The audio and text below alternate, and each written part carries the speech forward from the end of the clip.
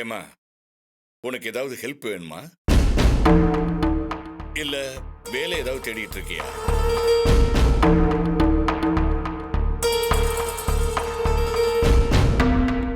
அப்பா, இது கவிதா, என்னோட ஒய்ஃபுப்பா.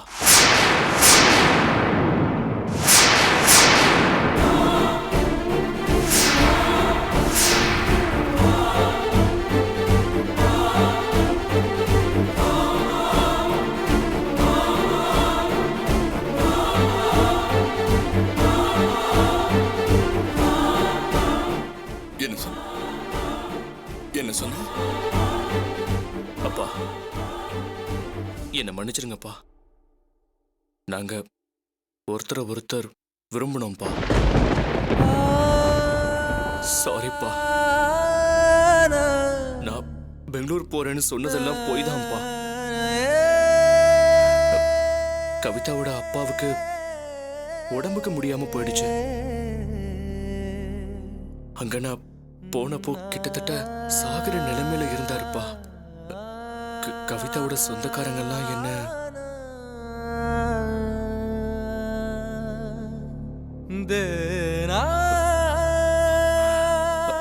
அவங்க எல்லாரும் என்ன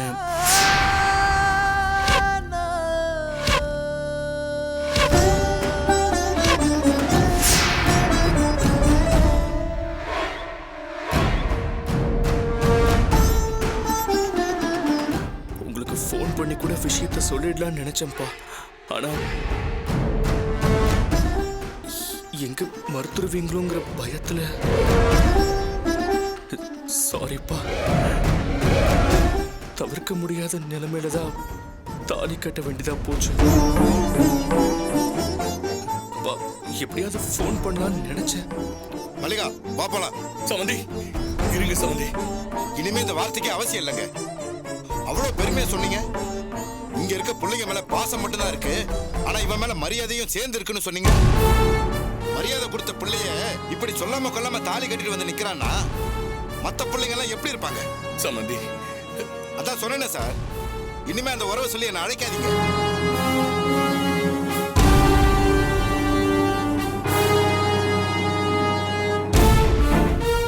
நாங்க வீட்டை விட்டு கிளம்பும் போது என் ஜாதிக்கார பையன்லாம் வந்து சொன்னான், ஐயா நம்ம ஜாதி, அந்த அம்மா வேற ஜாதி, நீங்க நம்ம ஜாதிக்கு தலைவர், நீங்க போய் எப்படி அங்க பொண்ணு எடுக்கலான்னு. நெஞ்ச நிமித்தி கம்பீரமா சொன்னேன். என்னன்னு, நம்ம ஜாதிக்காரன் பிள்ளைங்களை வளர்த்ததை விட என் சம்மந்தி வளர்த்த விதமே வேற.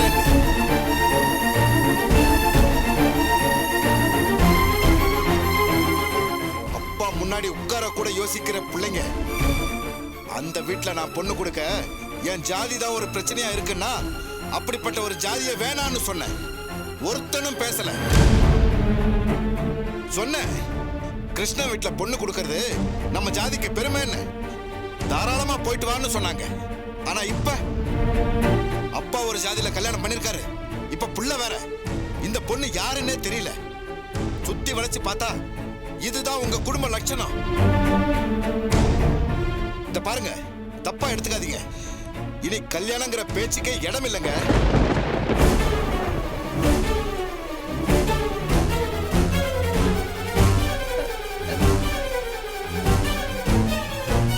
என்ன மல்லிகா நிக்கிற? நாம நிக்கிற அளவுக்கு இது ஒண்ணு கௌரவமான குடும்பம் இல்ல. வா போலாம். சார் சார் நான் சொல்றது கேளுங்க சார். சார் சார் வா மல்லிகா.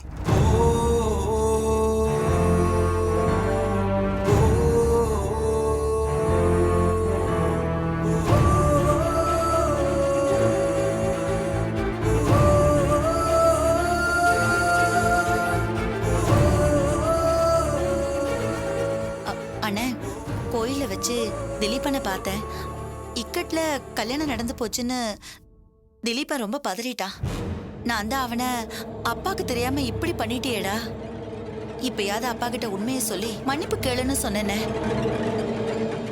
அப்போ நீதான் கிட்ட இருந்து நடத்தி வச்சியே? ஐயோ, அப்படிலாம் இல்லைண்ணே. உங்களுக்கு தெரியாம நடந்து போச்சே, உங்களுக்கு விஷயம் தெரிஞ்சா நீங்க கோவப்படுவீங்களேன்னு நான் தான் அவர்கிட்ட சொல்லி கூட்டிட்டு வந்தேனே. திலீபா வாடா, வாமா வாடா, வாமா. சம்மந்தி வந்திருக்க நேரத்துல எப்படியா பண்ணுவ? சரி, அப்பா கால்ல விழுந்து மன்னிப்பு கேளுமா. விழுடா விழுடா. கிருஷ்ணா,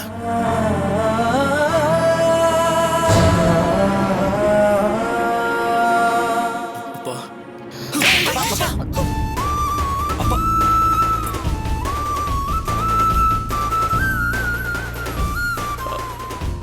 அப்பா சை அப்பாவா அசிங்கம் பிடிச்சவன. கிருஷ்ணா, உன் கோபம்லாம் நியாயமானதுதான். ஆனா இவன் பாவண்டா. என்ன பண்ணுவான்? அவன் தான் உன்கிட்ட எல்லாத்தையும் சொல்லிட்டான்ல. என்னடா சொன்ன? பாவமா? ஆமாண்டா, இவன் தான் பண்ணக்கூடாத பாவத்தை பண்ணிட்டு வந்து நிக்கிறானே. கிருஷ்ணா, நான் சொல்றத கொஞ்சம் பொறுமையா கேளு. என்னடா பொறுமையா கேக்குறது? என்ன கேக்குறது? இப்ப சம்மந்தி பேசிட்டு போனாரே, கோவத்துல காரி துப்பிட்டு போனாரே, பொறுமையா கேட்க சொல்றியா? இல்ல இவன் மகன் நம்பினவன் நம்பிக்கை துரோகம் பண்ணிட்டு வந்து நிக்கிறானே, அத பொறுமையா கேட்க சொல்றியா? சொல்லுடா. டேய் கிருஷ்ணா, போ சொல்லு, போ சொல்லு இவனை. கிருஷ்ணா, உன் கோபம்லாம் புரியுதுடா.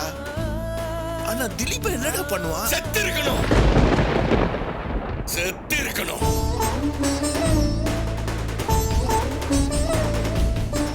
என்ன வார்த்தைடா பேசுற? ஆமாண்டா, எனக்கு மகனா பிறந்து எனக்கு நம்பிக்கை துரோகம் பண்றதை விட அவன் செத்து இருக்கணும். அது அவனுக்கு கௌரவமா இருந்திருக்கும். கிருஷ்ணா, இவன் சொன்னதை கேட்டியா? போன் பண்ணா நான் மறுத்துருவேன் தெரிஞ்சு இவன் தாலி கட்டிட்டானா? மறுத்துருவேன் தெரிஞ்சா எப்படி தாலி கட்டிருக்க முடியும்? அப்போ இத்தனை நாளா மகன் நம்பிக்கிட்டு இருந்தானா ஒரு இழிச்சவன், அப்படித்தானே? அண்ணே, பேசாத. கிருஷ்ணா, இதெல்லாம் அப்புறமா பேசிக்கலாம்டா. டேய்!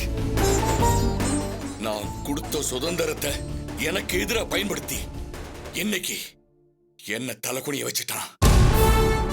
நடராஜ் கல்யாணத்துல ஒட்டுமொத்தமா மண்ணள்ளி போட்டான்.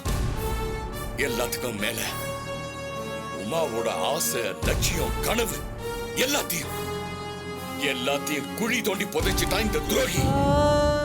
இவனை நான் மன்னிச்சு வீட்டுக்குள்ள சேர்க்கணுமா?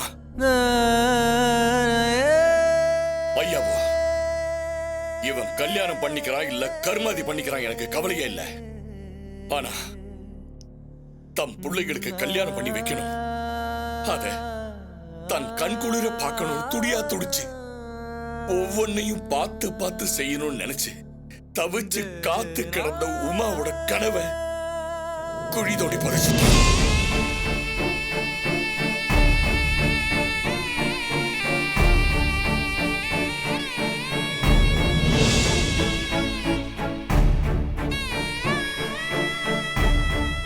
என் உமாவோட லட்சியத்தை அழிச்சிட்டு வந்து நிக்கிறான்.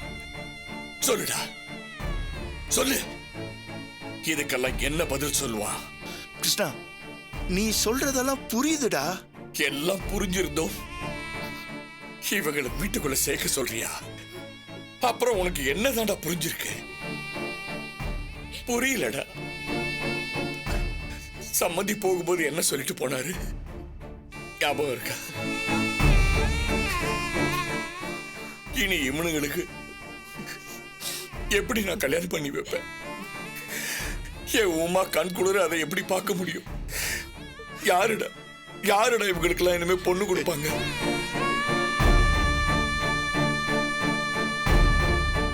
போச்சுடா, போச்சு, எல்லாம் போச்சுடா. இவன் என்ன அடிச்சிருந்தா கூட நான் மன்னிச்சிருப்பேன்டா. ஆனா என் உமாவோட கனவு அது எல்லாத்தையும் புதைச்சிட்டான்டா, புதைச்சிட்டான். எப்படி மன்னிக்க முடியும்? போ சொல்லு, அவங்கள இங்கேருந்து போக சொல்லி, இல்லைன்னா இங்க ஒரு கொலை விடும். போ சொல்லு. அங்கிள், எங்களை மன்னிச்சிருங்க. திலீபன் மேல நீங்க வச்சிருந்த நம்பிக்கை புரியுது. ஆனா திலீபன் மேல எந்த தப்பும் இல்ல. அவன் எங்க லவ் எப்பவோ சொல்லிருப்பான். அதுக்கு இப்ப அவசியம் இல்லைன்னு நினைச்சோம். ஒன்ன வேலை பார்த்து ஒரு பிசினஸ தொடங்கி அது நல்லா வந்ததுக்கு அப்புறமா சொல்லிக்கலாம்னு நினைச்சோம். ஆனா போயிடுச்சு. அப்பாவுக்கு கடைசி மூச்சு இழுத்துக்கிட்டு இருந்துச்சு. என் கல்யாணத்தை பார்க்கதான் அவர் துடிக்கிறாருன்னு பெரியவங்க எல்லாம் சொன்னாங்க. அப்ப கூட திலீபன் முடிவு பண்ணல. நாங்க தான் கம்பல் பண்ணோம். அதுவும் என் சொந்தக்காரங்க அக்கம் பக்கத்துல உள்ளவங்க தான் கட்டாயப்படுத்தினாங்க. திலீபன் மேல எந்த தப்பும் இல்ல அங்கிள். இவன் கடைசி வரைக்கும் உங்ககிட்டயும் ஆண்டி கிட்டயும் பேசணும் தான் துடிச்சான். ஆனா சூழ்நிலை அப்படி. என் மகன் வேண்டான்னு தான் சொல்லிருப்பான். ஆமா அங்கிள், இவன் மறுக்கதான் செஞ்சான். ஆனா எங்க சொந்தத்துல உள்ளவங்க நெருக்கடிய சொல்லியா இல்ல உன் திட்டத்தை சொல்லியா? அங்கிள். அங்கிளா? யாருக்கு அங்கிள்? நீ எல்லாம் ஒரு பொண்ணா? அதான் சொன்னியே, ஒன்னா வேலை பார்த்தோம், ஒன்னா பிசினஸ் பண்ணி எல்லாத்தையும் வளைச்சு போட்டுட்டு அப்புறமா சொல்லிக்கலான்னு. சொல்லு, எத்தனை நாள், எத்தனை மாசம், எத்தனை வருஷமா இந்த பிளான போட்டிருக்க? நல்ல வசதியான இடம் வளைச்சு போட்டுருவோம், போனா வராதுன்னு செட்டப் பண்ணி இந்த சொத்தை. கத்தாத, நான் சொல்றது பொய்யா? நிறுத்துங்க அங்கிள்.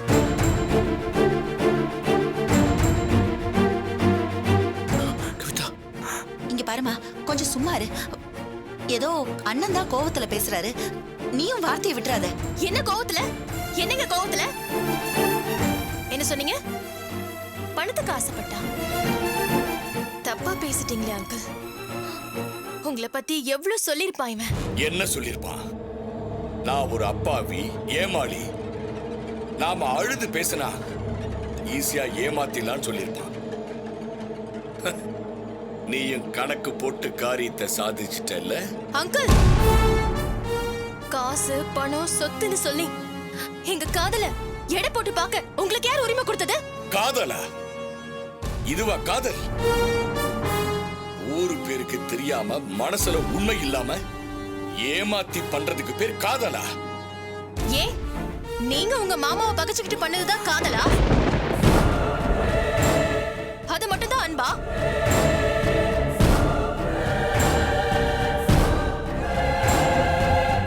ஏம்மா கொஞ்சம் சும்மா இருமா. எப்படிங்க இருக்க முடியும்? காசு பணம் சொத்துன்னு சொல்லி எங்க காதல கொச்சப்படுத்துறாரே. அப்போ எனக்கு காசு பணம் சொத்துன்னு இருந்தா இந்த காதல் ஓகேவா? ஓவரா பேசுற. நீங்க தாங்க ஆரம்பிச்சீங்க. பெரிய மனுஷன் நினைச்சு பேசுன பாருங்க, சட்டை இப்படி கீழே இறங்கிட்டீங்களே.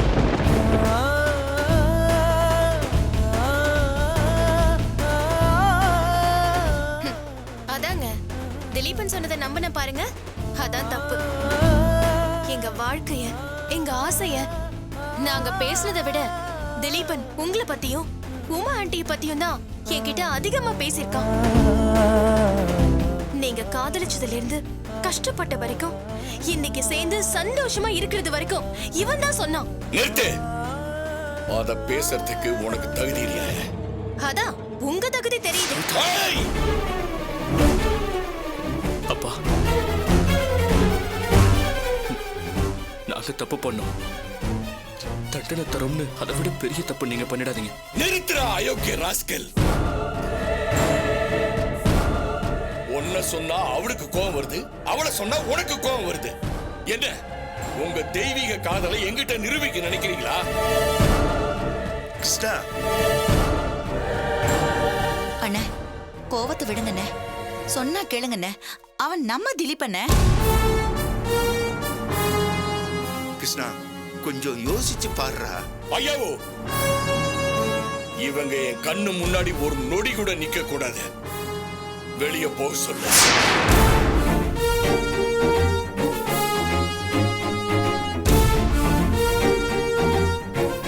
போக சொல்லுன்னு சொல்றேன்ல. அண்ணே உமா வந்துட்டுமே. என்ன உமா வரட்டும்? அவ இவன் மேல வச்சிருக்கிற பாசத்துக்கு இப்ப இவன் பண்ணிட்டு வந்திருக்கிற காரியத்தை பார்த்தா செத்துருவா. இங்கேயே செத்துருவா.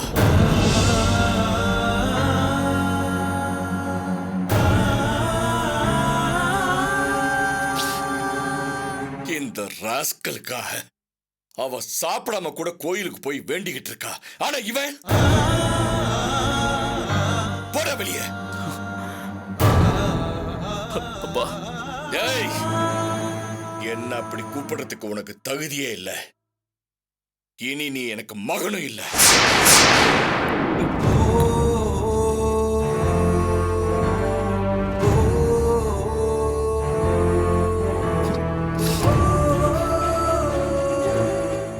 மரியாதை என்னன்னு தெரியாத ஒருத்திய கூட்டிட்டு வந்து இதுக்கு மேல நீங்களே இங்க இருன்னு சொன்னாலும் நான் இருக்க மாட்டேன்.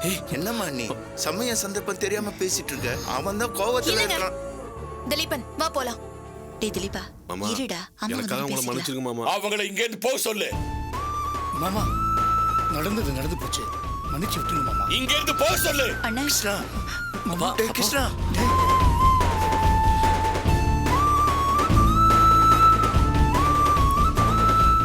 மாப்பிள, வா பேசி பார்ப்போம். வா கவிதா. திலீபா,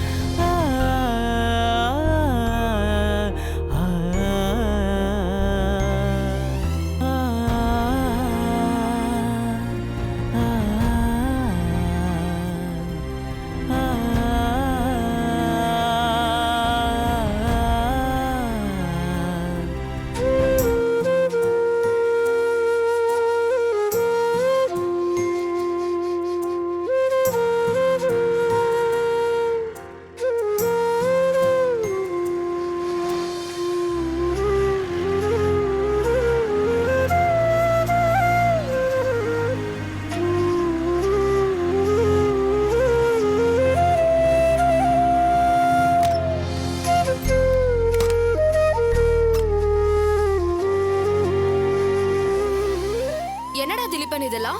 டேய், நீ ஃபோன் பண்ணது எனக்கு என்ன பண்றது ஏது பண்றதுன்னே தெரியல. அதான் இவங்களையும் சேர்த்து கூட்டிட்டு வந்துட்டேன். ஏன் கவிதா, நீயாவது சொல்லிருக்கலாம்ல. விடு சந்தியா, சொல்ற நிலைமையில இருந்தா அவளே ஃபோன் பண்ணி சொல்லிருப்பால.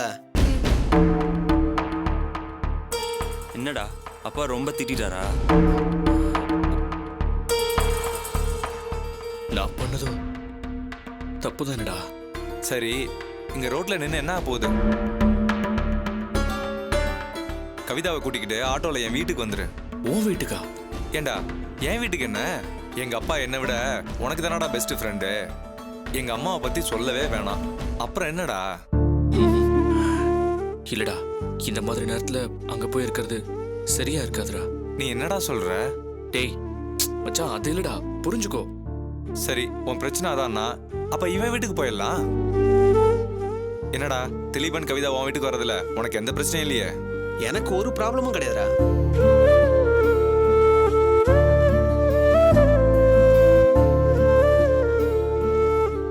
இல்லடா, அது வந்து திலீபன், இதுல என்னடா இருக்கு? வாடா போலாம். என்ன ரோட்லயே குடுத்தன நடத்தலான்னு பாக்குறியா? மாப்பிள, மாமா,